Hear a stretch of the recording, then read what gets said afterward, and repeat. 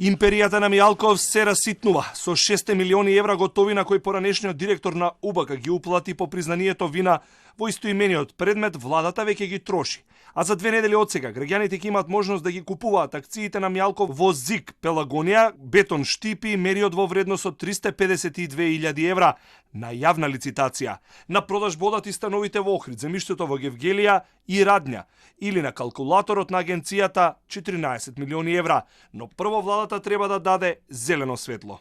Земјиште и градежни објекти кои што опфаќа сума на 14 милиони 144.000 евра, од кои што на 3 недвижности веќе е направена проценка, колку што знам дека е КО Охрид, КО Гевгелија и КО Радња, за кои кај нас како директор јас сум предлагал пред управниот одбор и управниот одбор едногласно го угласи сите тие предлози да се идат на продажба тие парцели од Радња, Охрид и Гевгелија.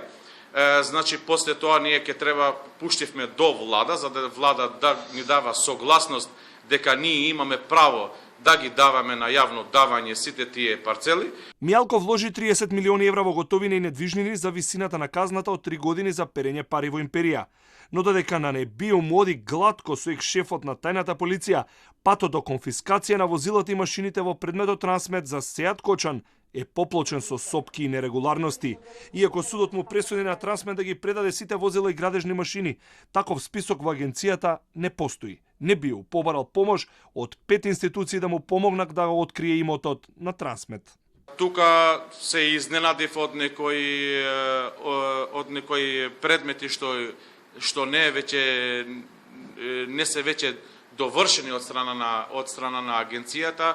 Не знам кај бил застојот, сега сме во фаза на сето тоа, испитуваме кај што биле пречките, али за случајот Трансмет јас како директор превземав добри чекори и брзи чекори за сето тоа веќе да се обеледени, јавноста да ја знае вистината.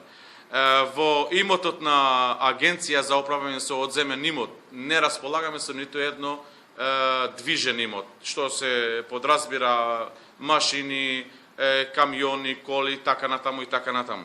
Во предметот империја Сашо Мијалков призна вина и се спогоди. Со спогодбата тој е осуден на 3 години затвора, му беше одземен имот во вредност од околу 30 милиони евра, меѓу кои 25 станови и парцелата до хотелот Мериот.